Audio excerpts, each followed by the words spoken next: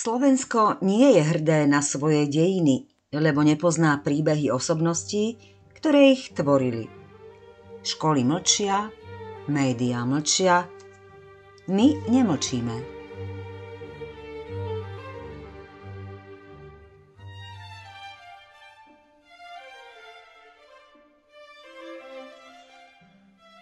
To, že nás po roku 1918 bratia Česi odučili mať čokoľvek spoločné s Uhorskom, nič nemení na skutočnosti, že Uhorsko bolo celé storočia väčšmi slovenské ako maďarské. O mohutnosti živlu slovenského v Uhrách píše aj Jonáš Záborský. Vtedy ešte reč Maďarska veľmi bola zanedbaná, Slovenska oproti tomu i pri latinčine a gréčtine vážená a mnoho užívaná. Veď cudzozemci celé Uhry vôbec ku slovanstvu počítovali, o maďarstvu ako takom ničoho nevedeli. Napokon Maďari dosiaľ nemajú pre Uhorsko ani len osobitné meno. A zdá aj preto, ako tvrdí Fraňo Sasínek, ktorý sa odvoláva na monumenta Polonie historika z roku 1864 a na monumenta Germánia historika z roku 1878, že názov Uhor znamená Maďara a prinesený bol k Dunaju až Arpádovcami, to je blúd.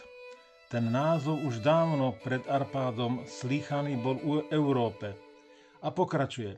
Len dvaja uhorskí králi vedeli po kumánsky, teda maďarsky, Žigmund Luxemburský a Matej Korvin, ktorý rád uradoval v Bojniciach pod Lipou, v slovenčine pripomínajúcej češtinu. A iný zabúdaný Slovák Ján Zigmundík dokonca pomenoval epochu od roku 820 až do roku 972, teda od čias Pribinových po Gejzu, Štefanovho otca, drievným uhorským kráľovstvom. Pochádza slovo Uhorsko zo spojenia Uhor? Náš jazyk sa vyvíjal, z gora sa stala hora. Kto vie, či aj čeština neprešla podobným vývojom a z hera sa stala aj u nich hora. Takže Uherské Hradište má meno od hory, Hery.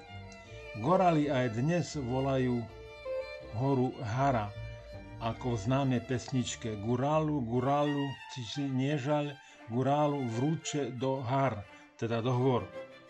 A tak celkom prirodzene medzi osobnosti Slovenska patria aj uhorskí králi, predovšetkým tí, ktorí na Slovensku, teda v Nitre, vyrastali, či akýmkoľvek spôsobom pomáhali udržiavať slovenskosť pri živote, teda predovšetkým pozitívne. Belo II s privlastkom slepý, lebo jeho striko Koloman ho vedno s jeho otcom Almošom, posledným nitrianským udelným kniežaťom, krúto ešte ako dieťa oslepil. Aj tak po Kolomanovom synovi Štefanovi II., ktorý zomrel na Uplavicu, októbri 1130, nastúpil na trón 28. apríla 1131 on a zotrval na ňom 10 rokov do smrti 13. februára 1141. A vďaka tomu, že ho pred kastráciou zachránil iba dôvtip Kata, ktorý podhodil učenému Kolomanovi knihomolovi namiesto belových psie semeníky, mohol mať s manželkou Helenou, dcérou srbského veľžupana Uroša, málo ktorý z Arpadovcov nemal manželku Slovánku či Slovenku, 6 detí. Bol medzi nimi aj kráľ Gejza II, či protikráli Ladislav a Štefan. Napokon aj jeho mama bola Ruska Predslava. Jonáš Záborský napísal: Vláda, pri ktorej prevláda vôľa ženská, myslela predovšetkým na pomstu. Bolo známo, že ešte žijú mnozí, ktorí Kolomana popudzovali proti Almovi, oslepenie toho i Bely zapričinili. Nie menej bolo známo i to, že mnozí hľadia krivým okom na povýšenie slepca. Tým úmyslom svolali v roku 1141 brzo po nastoleniu Belovom krajinský snem do Aradu.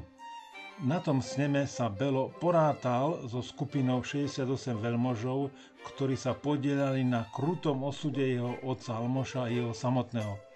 Belov hnev nad jeho slepotou, teda zúfalstvom, vyústil s podporou manželky, pôvabnej mladej kráľovnej Heleny, do pomsty. Viníkov kruto popravili. Opozičná skupina povolala na trón Kolomanovho ľavobočka Borisa, ktorý sa zdržiaval v Byzancii. Keďže sa nenašlo zmierlivé riešenie medzi Belom a Borisom, rozhodla bitka na rieke Slaná 22. júna 1132. Boris bol nútený utiecť do Poľska. Následne robil Belo II rozumnú zahraničnú politiku, uzavrel spojeneckú zmluvu s rímsko-nemeckou ríšou. Dobré vzťahy mal aj s českým kniežaťom Sobieslavom, ktorý sa oženil s Belovou sestrou Adelaidou. V roku 1135 získal od Benátok mesto Split, potom ovládol územie Ramy v centrálnej časti Bosny.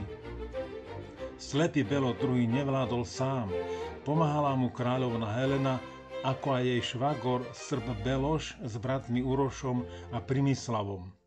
Udržiaval dobré vzťahy s domácimi cirkevnými predstaviteľmi a cirkvi venoval veľké dary. Po požiari v roku 1137 obnovil Pannonhalmské opáctvo. V tom istom roku dal pochovať aj svojho 10 rokov mŕtvého oslepeného otca Almoša. Koľkože sme to mali oslepených vládcov v našich dejinách? A kto ich oslepoval? Rastislava oslepili Nemci pod vedením cisára Ludviga, Vasila Vazula, nemecká manželka kráľa Štefana Gizela. Almoša a jeho syna, budúceho kráľa Bela II. Oslepil Koloman, ktorého matkou bola Žofia, nemecká kňažna, sestra cisára Henricha IV. Nuž aj toto je nemecká stopa v našich dejinách. Akurát kráľa Petra Orzeola oslepili ako odpoveď na krutosti iných Vatovi povstalci. Za Slovensko, za Slovákov, za náš ľud, za národ drahý. Za Slovensko, za Slovákov.